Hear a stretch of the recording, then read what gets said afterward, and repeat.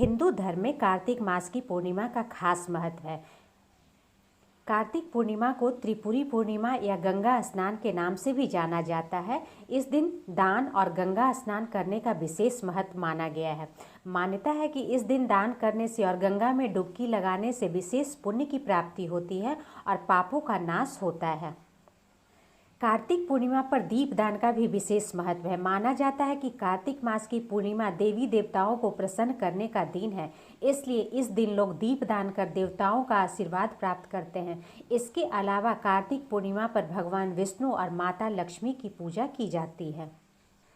कार्तिक पूर्णिमा के दिन ब्रह्म मुहूर्त में स्नान करना चाहिए। संभव हो तो इस दिन पवित्र नदी, सरोवर या कुंड में स्नान अवश्य करें। कार्तिक पूर्णिमा के दिन ब्रह्म मुहूर्त में उठकर पवित्र नदियों में स्नान करने के बाद व्रत का संकल्प लेना चाहिए। हो सके तो आप इस दिन अन्न का सेवन ना करें तो ज़्यादा बेहतर होगा। इसके बाद लक्ष्मी नारायण को देसी घी का दीपक जलाकर विधि विधान से पूजा करना चाहिए। सत्यनारायण की कथा कहानी सुननी चाहिए। भगवान को इस दिन खीर का भोग लगाकर प्रसाद बांटना चाहिए। शाम के समय लक्ष्मी नारायण की आरती करने के बाद तुलसी जी की आरती करें और दीपदान करें। घर में दीपक जलाएं। इस दिन किसी ज़रूरतमंद को भोजन भी कराना चाहिए और गरीबों को दान भी देना चाहिए।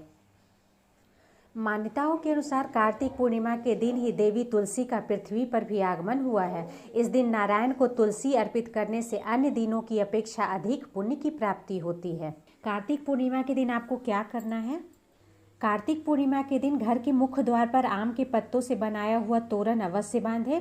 इस दिन शिवलिंग पर कच्चा दूध, शहद व गंगाजल मिलाकर चढ़ाने से भगवान शिव प्रसन्न होते हैं।